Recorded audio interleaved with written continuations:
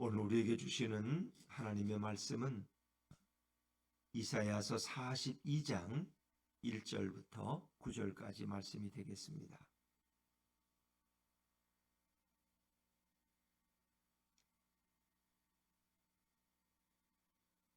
구약성경 1018쪽 이사야서 42장 1절부터 9절의 말씀입니다. 저와 여러분이 한 절씩 교독하십니다. 내가 붙드는 나의 종, 내 마음에 기뻐하는 자, 곧 내가 택한 사람을 보라. 내가 나의 영을 그에게 주었은즉 그가 이방에 정의를 베풀리라.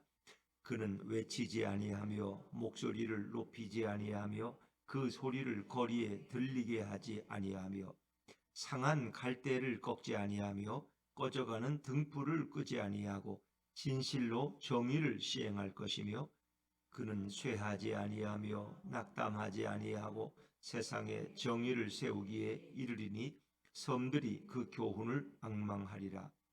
하늘을 창조하여 펴시고 땅과 그 소산을 내시며 땅 위의 백성에게 호흡을 주시며 땅에 행하는 자에게 영을 주시는 하나님 여호와께서 이같이 말씀하시되 나 여호와가 의로 너를 불렀은즉 내가 내 손을 잡아 너를 보호하며 너를 세워 백성의 언약과 이방의 빛이 되게 하리니 내가 눈먼 자들의 눈을 밝히며 갇힌 자를 감옥에서 이끌어내며 흑암에 앉은 자를 감방에서 나오게 하리라. 나는 여호와이니 이는 내 이름이라. 나는 내 영광을 다른 자에게 내 찬송을 우상에게 주지 아니하리라. 같이 읽습니다. 보라, 전에 예언한 일이 이미 이루어졌느니라. 이제 내가 새 일을 알리노라. 그 일이 시작되기 전에라도 너희에게 이르노라. 아멘. 할렐루야. 이 새벽에 나오신 여러분이 주님의 축복과 은혜가 함께하기를 간절히 바랍니다. 자, 1장부터 39장까지는 바벨론 포로로 가기 전에 역사를 기록하고 있고 이제 40장부터 마지막 66장까지는 바벨론 포로에 있는 이스라엘 백성을 향해 주시는 복된 소식, 해방의 소식을 전해주고 있습니다. 근데 그들을 포로에서 돌아오게 하기 위해서 하나님께서는 한 종을 세우십니다. 이 역사 속에서 그것은 이제 파사 제국 페르시아의 고레스 왕으로 일반적으로 생각합니다만은 그는 역사 속에 그 당시에만 해당되는 예언이 아니라 이사야의 예언은 이후에 이 땅에 오실 메시아 바로 예수 그리스도를 가리키는 것입니다. 그래서 그는 한 이스라엘 민족을 바벨론 땅에서만 이끌어내시는 분이 아니라 전 인류를 그들의 죄의 종의 모습에서 죄의 억압에서 그들을 자유케 하시는 그런 메시아로 소개해 주고 있습니다. 그래서 이 41장에 소개되는 메시아의 모습은 굉장히 강한 군사의 모습이에요. 그래서 강한 권능과 권세를 가지고 대적들을 다 무찌르고 그의 말발굽 아래 굽힌 무릎 꿇게 만드는 그런 강한 메시아의 모습을 설명하고 있는데 이사야 42장에 넘어오면서 그 메시아의 모습에 또 한 면이 추가돼요. 그분은 강하고 위대한 용사이지만 동시에 그분은 어떻게 해요? 순한 양같이 아주 겸손하신 분이라는 거예요. 온유하신 분이라는 거예요. 목소리도 크게 안 내. 어떤 분들은 목소리가 커가지고 뭐 멀리서 말해도 어유 저분이구나 이렇게 아는데 이 땅에 오시는 메시아는 겸손한 메시아예요. 겸손한. 그래서 그분은 목소리 자체도 낮추어서 온유하심. 나는 마음이 온유하고 겸손하니. 이 지금 자신의 정체성을 말씀하시잖아요. 그렇죠?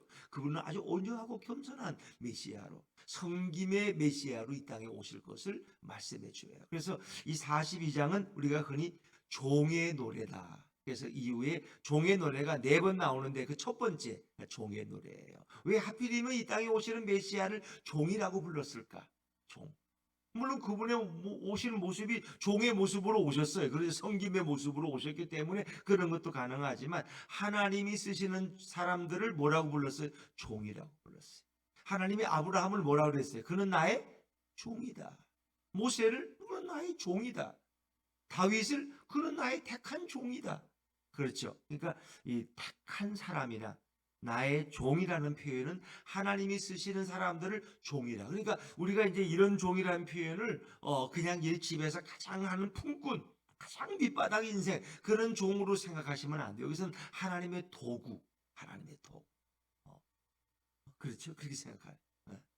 그래서 특히 이제 예전에 이렇게 부흥회 때 보면은 부흥 강사님들이 자기를 또 종이라고 이게 하나님의 종, 주의 종을 이렇게 뭐 이렇게 표현하는 경우도 있죠. 근데 하나님이 쓰시는 도구들을 우린 종이라. 근데 그 종이라는 표현은 메시아를 가리키는 표현이라. 이해하시면 되죠. 자, 우리 42장 1절 말씀을 다시 한번 읽어볼까요? 42장 1절입니다. 시작. 내가 붙드는 나의 종, 내 마음에 기뻐하는 자, 곧 내가 택한 사람을 보라. 내가 나의 영을 그에게 주었은즉 그가 이방에 정의를 베풀리라.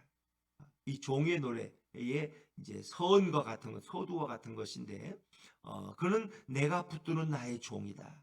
하나님이 붙드시는 하나님의 도구야. 그리고 내 마음에 기뻐하는 자, 하나님은 그를 기뻐해요. 그렇지요. 여러분, 예수님이 세례 요한에게 세례 받고 나오실 때 뭐예요? 그 비둘기같이 성령이 비둘기같이 하면서 그런 나의 종이, 나의 기뻐하는 자다. 나의 기뻐하는 자. 하늘에서 음성이 들려오잖아요. 내가 붙드는 나의 종, 내 마음에 기뻐하는 자고 내가 택한 사람을 보라. 내가 택한 사람. 그래서 이 택한 사람, 택한 자란 말과 여호와의 종이란 말은 같은 동격으로 보시면 돼요. 그는 하나님의 사랑받는 자예요. 그렇죠. 하나님께서 이 땅에 보내신 예수 그리스도를 얼마나 사랑하시겠어요. 메시아를 얼마나 사랑하시겠어요. 그래서 그를 특별히 그래서 다윗을 가리켜서 그는 내게 합한 사람이다. 내 마음에 드는 사람, 내가 기뻐하는 자. 그렇죠. 이런 표현들이 성경에 수도 없이 많아요. 그것은 다 하나님 쓰신 아브라함, 모세, 다윗 이런 사람들을 나의 종이라고 불렀고 나의 택한 도구라고 이렇게 부르셨다. 그런데 이 땅에 이스라엘 백성의 구원을 위해서 하나님이 이제 고레스를 나의 택한 종으로 이렇게 부르셔요. 이방의 왕 파사 제국의 페르시아의 왕인 고레스. 그러나 그것은 고레스만을 가리키는 것이 아니라 이 땅에 오시는 영원한 구원자 메시아인 예수 그리스도를 가리키는 것이다. 그래서 내가 나의 영을 그에게 주었은즉. 그렇죠. 하나님께서 뭐 다윗에게도 그 성령을 부어 주시잖아요. 메시아이신 예수 그리스도에게 하나님의 영을, 거룩한 영을 부어 주신다는 거예요. 그래서 그가 이방에 정의를 베풀리라. 그래서 정의라는 말이 오늘 본문에도 꽤 많이 나와요. 1절에도 이방에 정의를 베풀리라 그렇게 나오죠. 또 3절에도 3절 마지막 절에도 진실로 정의를 시행할 것이며, 그렇죠. 4절에도 세상에 정의를 세우기에 이르리니, 이 정의라는 것이. 그러니까 하나님은 정의의 하나님, 공의의 하나님, 의로우신 하나님이에요. 그분은 불의한 분이 아니야. 그분은 불의를 용납하지 않으셔. 그게 뭐예요? 하나님은 죄를 싫어하신다는 거예요. 하나님은 정의의 하나님, 공의의 하나님. 그래서 인간들이 뭐 정치인들이 뭐 공평과 상식이니 뭐 좋은 말은 다 쓰잖아요. 근데 인간 속에는 의가 없어요. 그런 의로움이 없어요. 하나님만이 의로우신 분이에요. 그리고 하나님이 땅에 그 의를 드러내시는 거예요. 자, 그래서 하나님은 공의로우신데 인간은, 이스라엘 백성은 범죄했어요. 근데 이스라엘 백성은 범죄했으니까 그 죄값을 받아야 돼요. 근데 그를 죄값을 다 주면은 그들은 다 죽어야 돼. 그래서 결국 어떻게 하셨어요? 그들의 죄값을 어떻게 해결하셔요? 이 땅에 오신 하나님, 바로 예수님이 그 죄값을 당신이 대신 담당하시는 거예요. 인간들은 그 죄값을 다 해결할 능력이 없어요. 그래서 대신, 이게 대속의 의미야. 대속. 그러니까 이 땅에 와서 그냥 심판하고 악한 자들을 진멸하는 이런 강한 용사와 같은 메시아의 모습 말이 아니라 그들의 죄의 문제를 대신 해결하시는, 대신 고난을 당하시고 대신 십자가를 지시는 그런 메시아는 겸손과 온유의 메시아야 돼. 왜? 고난을 당하시는 메시아야.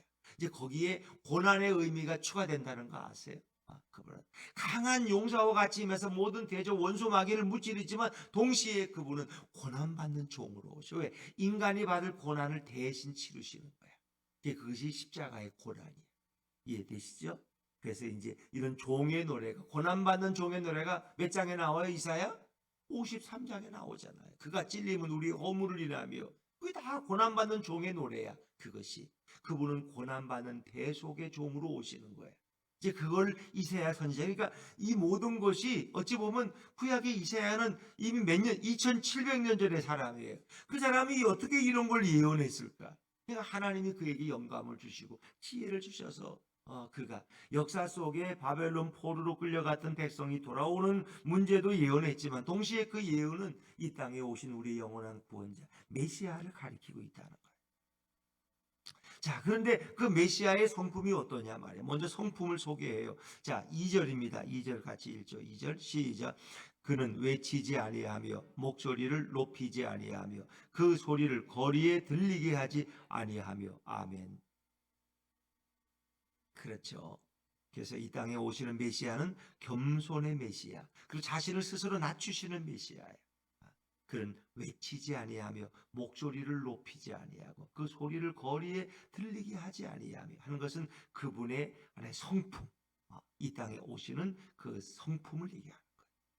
이방의 정의를 베푼다는 건 이제 흔히 이제 이방의 갈릴리로부터 그분의 사역이 시작되는 것을 이제 가리키는 거고, 1절의 후반절에서는, 2절에서는 그분은 조용조용히 말씀을 전하셨다. 그러니까 예수님이 이 땅에 오셔서 막 우렁차게 뭐 장군 같은 목소리로 다 너희는 나를 믿어라 이게 아니고, 예수님께서는 소근대듯이 사람들이 모여 있는 곳에 가셔서 천국 복음을 전거하시고 하나님을 그들에게 가르치시고 진리를 증언하셨어요.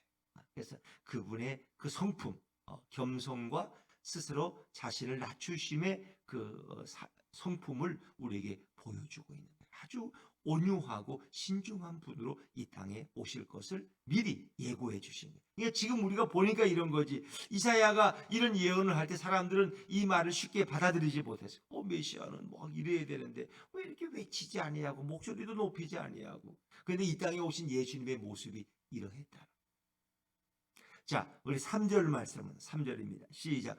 상한 갈대를 꺾지 아니하며 꺼져가는 등불을 끄지 아니하고 진실로 정의를 시행할 것이며.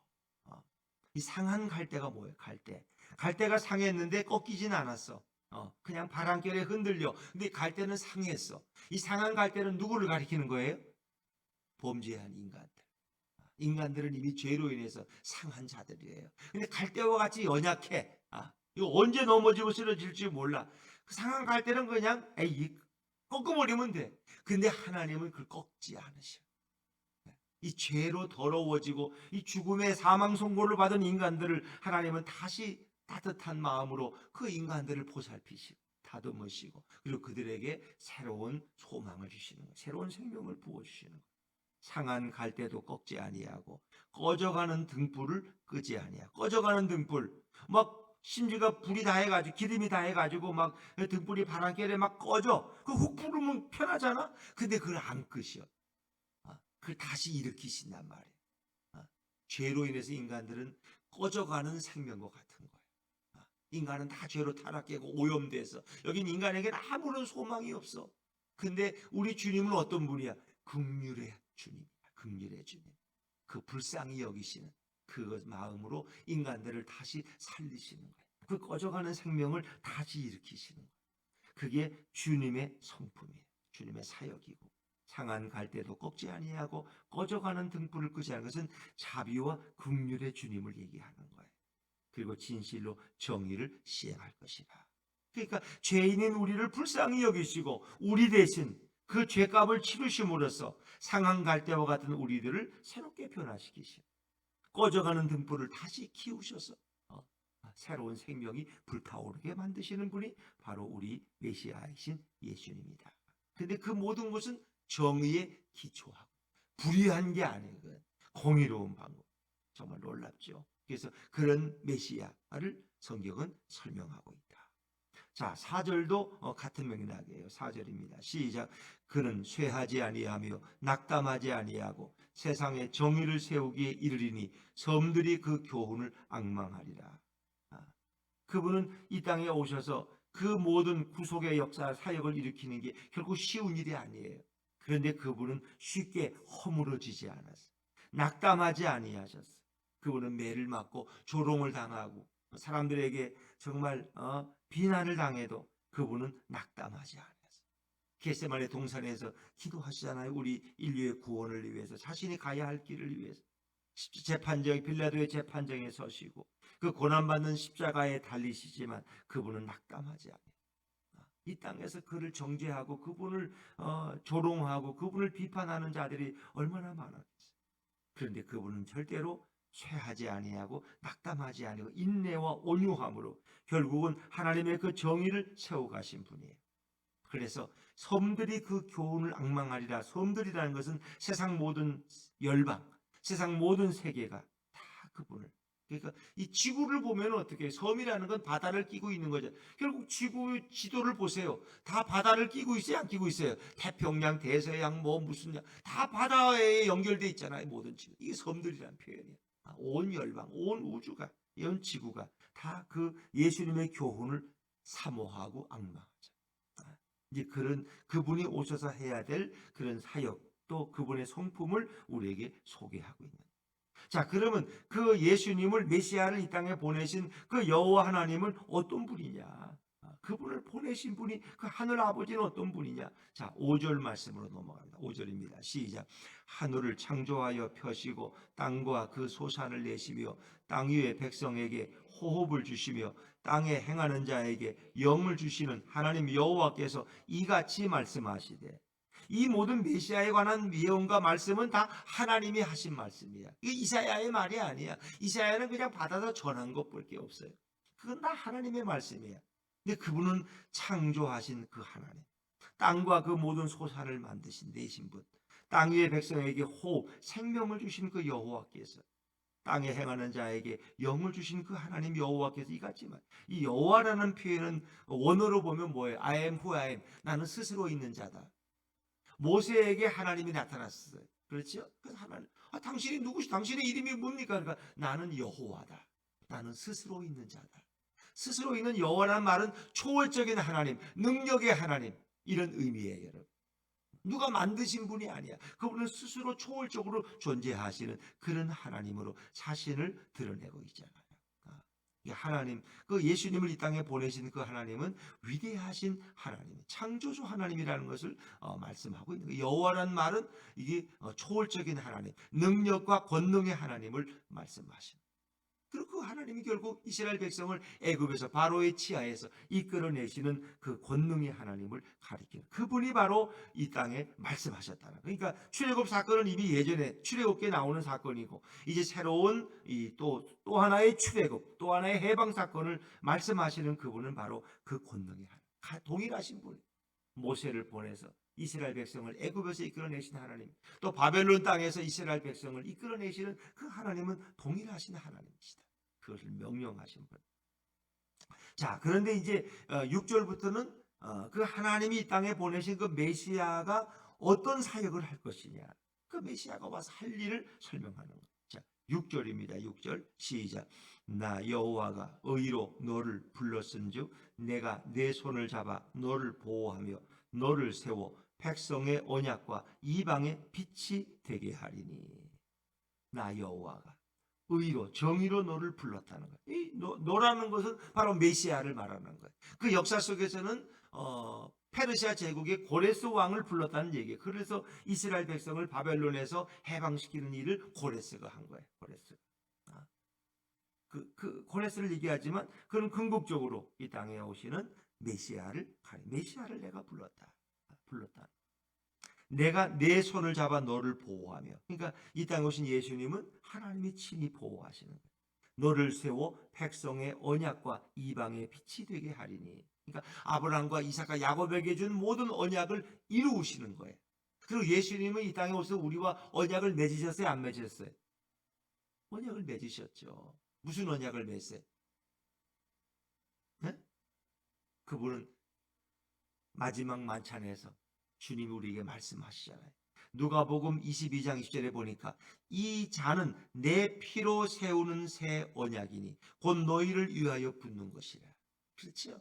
그러니까 피로 세운 언약.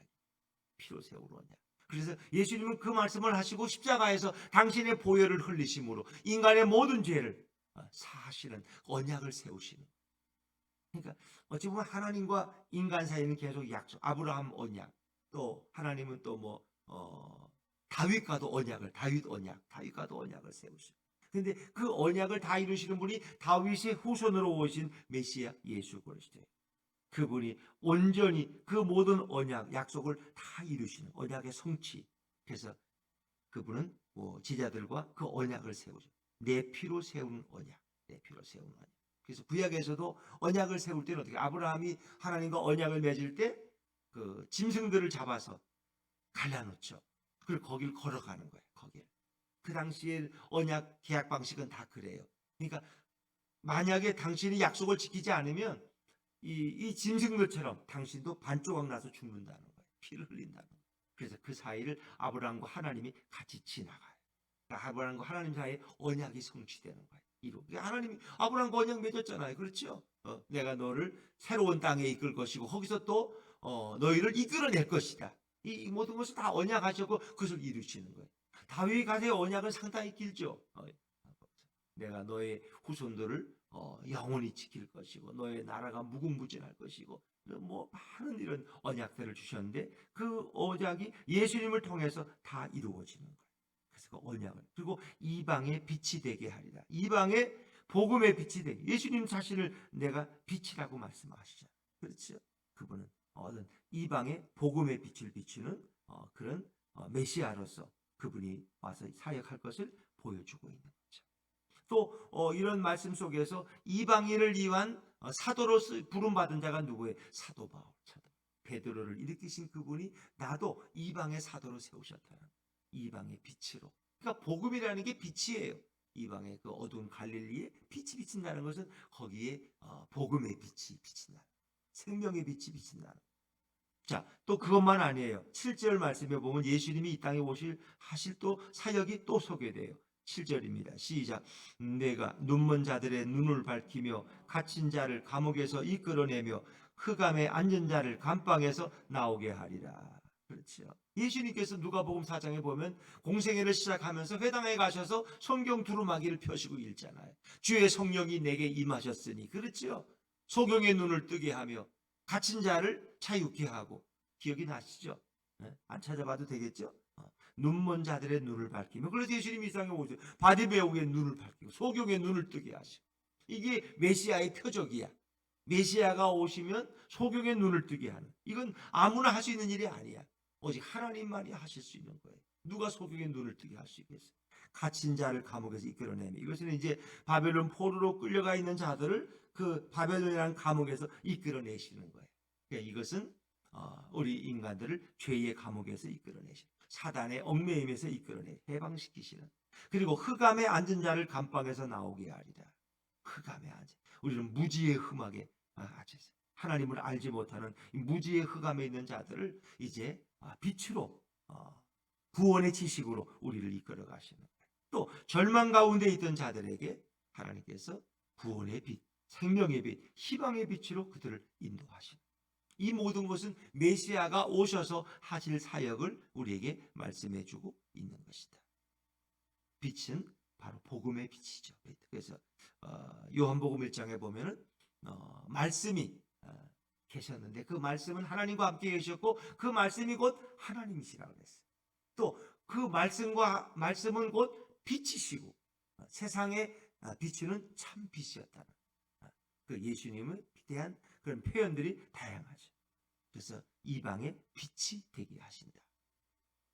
자, 그리고 8절에 그 예수님을 메시아를 보내시는 그 하나님의 성품을 또 설명하죠. 8절입니다. 8절 시작. 나는 여호와이니 이는 내 이름이라. 나는 내 영광을 다른 자에게 내 찬송을 우상에게 주지 아니하리라. 그 영광과 찬송은 우상에게 줄 수 없어요.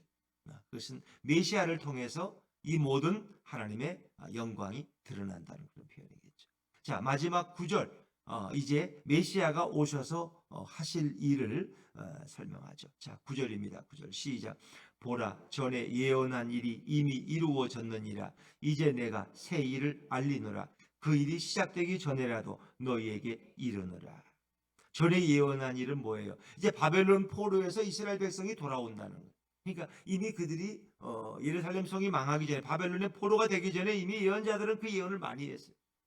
그들이 바벨론 땅에서 그 복역을 치르면 다시 돌아오게 될 것이다. 그 전에 예언한 일이 이제 이루어지게 되는. 그리고 이제 내가 새 일을 할리노라. 새 일. 이 새 일은 바빌론 폴에 돌아온 일도 있지만 이제 메시아가 오셔서 전 인류를 그 죄악 가운데서 새로운 나라, 하나님의 나라와 하나님의 땅으로 메시아의 왕국으로 그들을 인도해 가실 그 새로운 구원을 우리에게 새 일로 설명하고 있는 거죠. 새 일. 이 땅에 오셔서 메시아가 이르실 영원한 마지막 구원을 새 일이라고 표현하고 있어요. 그래서 42장 1절부터 9절까지는 이 땅에 오시는 메시아의 성품, 그분은 어떤 성품을 가지고 오시는가, 또 그분의 하실 일, 사역을 우리에게 설명해 주고 있어요. 그분은 바로 이방의 공의의 빛을 베풀 것이고, 목소리를 높이지 아니하시고, 상한 갈대도 꺾지 아니하시고, 그리고 그분은 쇠하지 아니하고 낙담하지 아니하고 결국 그 모든 일을 다 이루셔요. 예수님. 메시아가 하셔서 오셔서 하실 일. 근데 그 부활하신 예수님은 오늘도 성령으로 우리 가운데 임재해 계시고 우리와 동행하기를 원하십니다. 이 자리에도 우리 예수님은 성령으로 임재해 계셔요. 우리와 동행하시죠. 그래서 이사야 선지자의 그 예언은 참 놀라운 여호와의 종의 노래지만 이것은 바로 메시아의 노래라고 말할 수 있어요. 그분이 오늘 우리와 함께 계신다. 그러니까 성경에 이런 예언들을 보면은 보통 몇천 년 전, 몇백 년 전의 예언이 그대로 이루어지고 그것이 아직 오늘 우리들에게도 이제 마지막 성취될 예언이 아직 남겨져 있는 거죠. 그분이 다시 오셔서 우리를 영원한 새 하늘과 새 땅으로 인도할 예언이 남아있는 거죠. 오늘도 그 좋으신 예수님 우리에게 참 자유를 주시고 복음의 빛을 비춰주시고 우리에게 참 믿음을 주셔서 오직 하나님을 통해서 용서함을 받고 그리고 자유한 백성으로서 자유한 하나님의 자녀로 살아가게 하시는 주님의 은혜가 너무나 큰 거죠. 그 은혜에 오늘도 감사하면서 오늘도 자유인으로 이 하루를 찬양하며 살아가실 수 있기를 주의 이름으로 축원합니다.